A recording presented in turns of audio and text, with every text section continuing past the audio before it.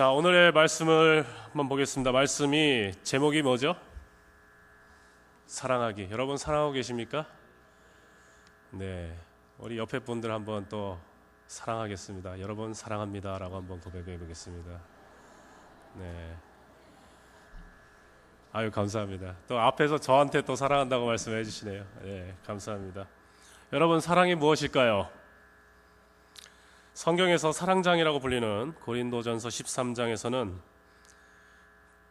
믿음, 소망, 사랑 이 세 가지는 항상 있을 것인데 그 중에 제일은 사랑이라고 말하고 있습니다.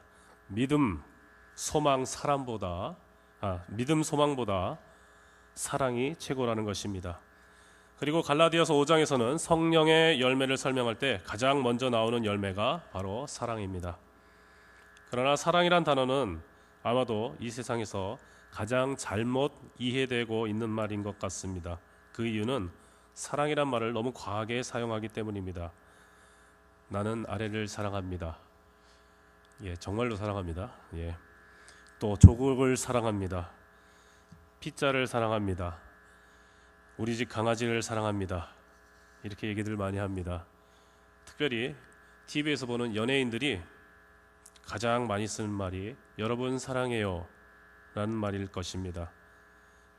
그들은 이 말을 날 좀 좋아해 주세요 혹은 고맙다라는 의미로 쓰고 있습니다. 사랑이라는 하나의 단어를 가지고 많은 것들을 묘사하는 데 사용하고 있기 때문에 사랑이란 말은 실제적인 의미를 잃어버리게 되었습니다. 우리가 사랑이 무엇인지도 이해하지 못하면서 사랑을 주고받는다는 것은 무척 힘든 일입니다. 그래서 우리가 사랑하기 전에 먼저 사랑에 대한 잘못된 생각부터 분명히 밝힐 필요가 있다고 생각합니다. 사랑이 아닌 것입니다. 많은 사람들이 사랑을 가슴 떨리게 하는 혹은 감정 혹은 느낌이라고 생각합니다. 그러나 사랑은 감정 이상의 것입니다. 물론 사랑이 그러한 감정을 만들어내기도 하지만 그것이 사랑의 본질은 아닙니다. 두 번째로 사랑에 대한 또 다른 잘못된 생각은 사랑은 통제할 수 없다는 그 생각입니다. 내가 사랑에 빠졌어. 사랑하니까 어쩔 수 없어. 반대로 나는 너를 더 이상 사랑할 수가 없어. 마치 사랑을 우리가 전혀 통제할 수 없는 것처럼 이야기를 합니다. 그러나 사랑은 통제할 수 있는 것입니다. 만약 사랑이 통제할 수 없는 것이라면 예수님께서 우리에게 서로 사랑하라 라고 말씀하지 않으셨을 것입니다.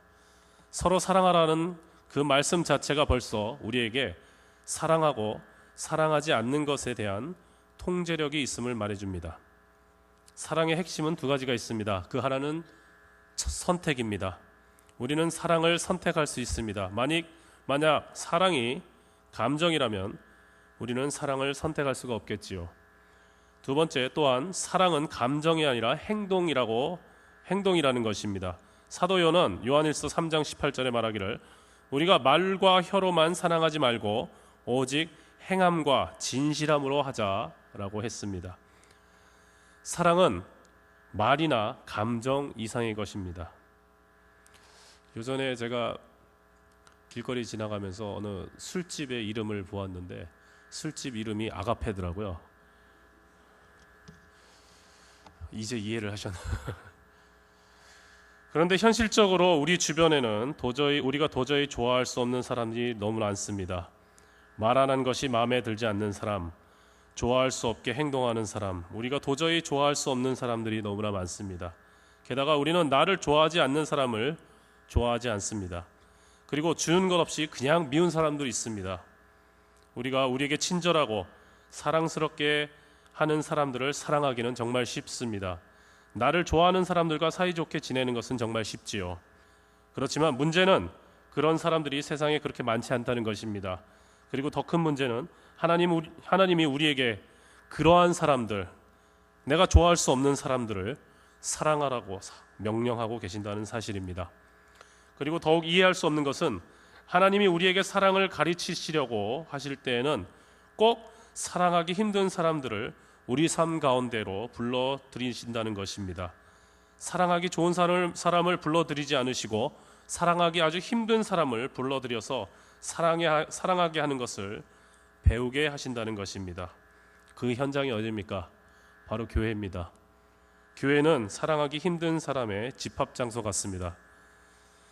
자, 여러분, 이제 여러분이 사랑하는 법을 배우기 전에 먼저 여러분이 정말로 사랑하기 힘든 사람들의 얼굴을 한번 떠올려 보십시오.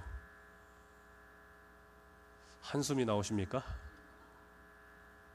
자, 그러면 이 미운 사람들을 우리가 어떻게 사랑해야 할까요? 첫 번째, 먼저 하나님이 우리를 얼마나 사랑하시는지를 깨달아야 합니다. 우리 말씀을 한번 찾아보기를 원합니다. 에베소서 3장 17절부터 19절 말씀입니다.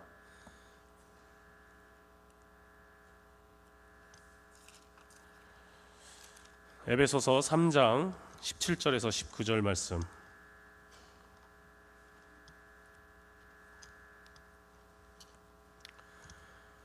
에베소서 3장 17절 19절 말씀 우리 같이 읽어보겠습니다. 시작. 믿음으로 말미암아 그리스도께서 너희 마음에 계시게 하옵시고 너희가 사랑 가운데서 뿌리가 박히고 터가 굳어져서 능히 모든 성도와 함께 지식에 넘치는 그리스도의 사랑을 알고 그 너비와 길이와 높이와 깊이가 어떠함을 깨달아 하나님의 모든 충만하신 것으로 너희에게 충만하게 하시기를 구하노라. 아멘. 이 구절에서 나오는 중요한 동사 두 개가 있습니다. 첫 번째로 알다, 두 번째로 깨닫다입니다. 하나님은 우리가 먼저 하나님의 사랑을 알고 깨닫기를 원하십니다. 우리가 하나님의 사랑을 알고 깨닫기 원하시는 이유가 무엇일까요? 요한일서 4장 19절의 말씀은 우리가 사랑함은 그가 먼저 우리를 사랑하셨습니다. 사랑하지 않는 사람들은 대체로 남을 사랑하지 못하는 사람들은요 대체로 사랑받지 못한 사람들일 경우가 많습니다. 사랑을 받은 사람이 남을 사랑할 수 있습니다. 이런 이유로 우리가 먼저 하나님의 사랑을 경험해야 한다는 것입니다. 두 번째, 사랑하기 위해서는 먼저 우리에게 해를 끼친 사람들을 용서해야 합니다. 골로새서 3장 13절 말씀에 누가 네게 혐의가 있거든 서로 용납하여 피차 용서하되 주께서 너희를 용서하신 것 같이 너희도 그러하라. 주께서 너를 용서하신 것 같이 너희도 그러하라. 오늘 우리 곁에 있는 사람들을 사랑하기 원한다면 먼저 과거로 향하는 문을 닫아버려야 합니다. 과거를 떨쳐버리고 현재를 살아가야 하고 미래를 향해서 나아가야 합니다. 과거의 일을 용서하지 않고서는 현재도 미래도 건강하게 살아갈 수가 없습니다.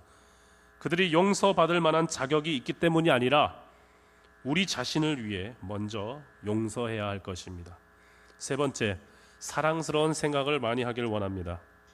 빌립보서 2장 5절 말씀에 너희 안에 이 마음을 품으라 곧 그리스도의 마음이니. 나를 힘들게 하는 사람들은 그냥 외면해버리고 싶고 그냥 무시해버리고 싶은 것이 사실입니다. 때로는 그런 사람들을 사랑해야 한다는 것이 죽기보다 힘들게 여겨질 수도 있습니다. 하지만 그런 사람들이야말로 사랑이 더욱 필요한 사람들입니다.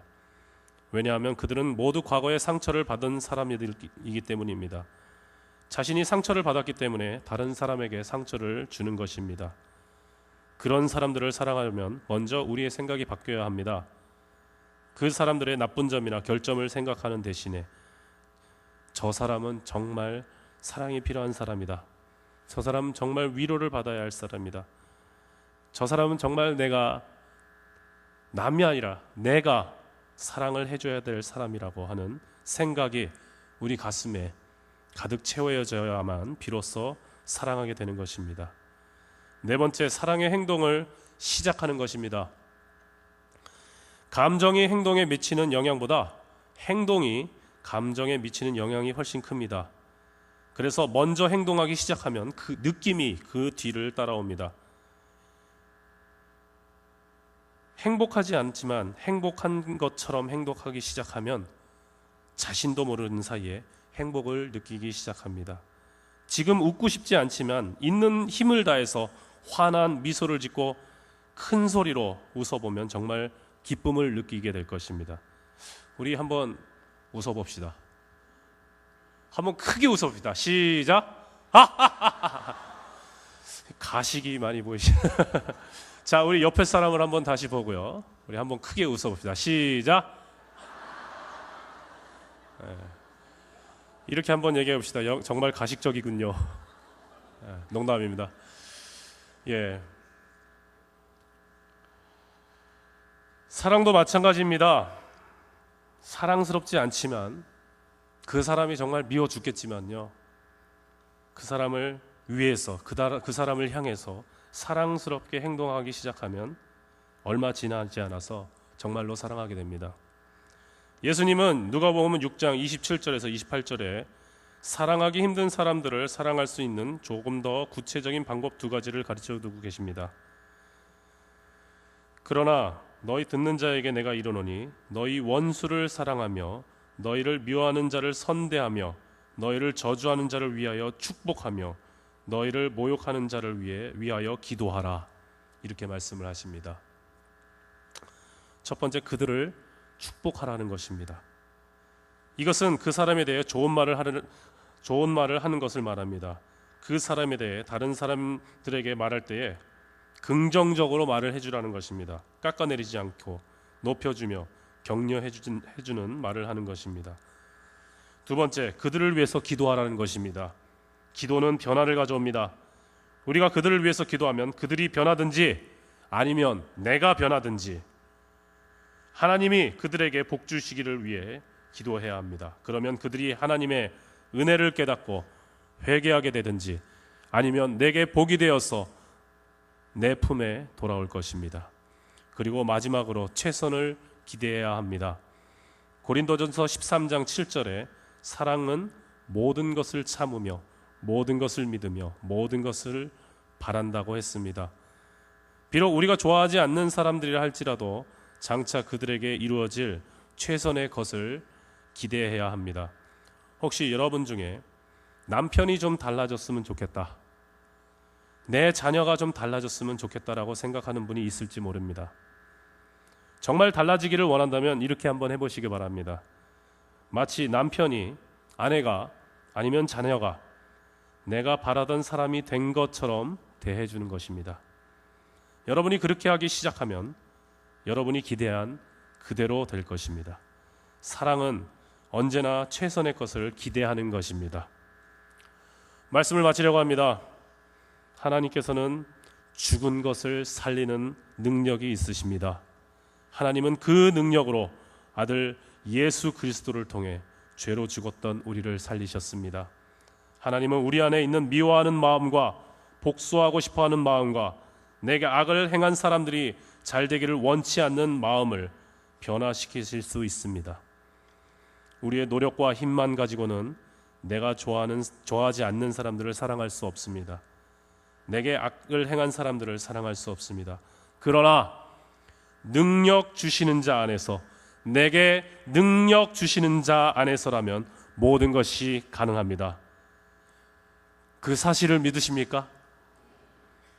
이 시간 만물을 새롭게 하시는 하나님 앞에 나오시길 바랍니다. 하나님께서 여러분을 변화시켜 주시고 하나님께서 우리가 정말 미워하고는 자에게를 사랑할 수 있는 그러한 마음을 주실 줄로 믿습니다. 기도하시겠습니다. 사랑이 많으신 하나님, 감사합니다. 우리에게 정말 나를 좋아하는 사람들, 나를 사랑하는 사람들 뿐만 아니라 나를 미워하지만 또한 내가 그들을 별로 사랑하지 않고 좋아하지 않지만 그러한 사람들까지 허락하신 것을 감사합니다. 정말 주님께서 주신 능력으로서, 주님께서 주신 나에게 베풀어 주신 그 크신 사랑으로서 그들을 품을 수 있도록 도와주시옵소서. 아버지여, 내가 정말 어떠한 사람을 미워하고 싫어하는 가운데 있습니까? 기도하게 하여 주시옵소서. 그를 위해서 기도할 때에 내 마음이 변하든지 그의 마음이 변하든지 하나님께서 그러한 역사를 이루어 주시옵소서. 주님의 사랑을, 우리가 주님께 받은 사랑을 남에게 전하기를 원합니다. 정말 썩어져가는 이 세상에서 기독교가 타락해가는 이 세상에서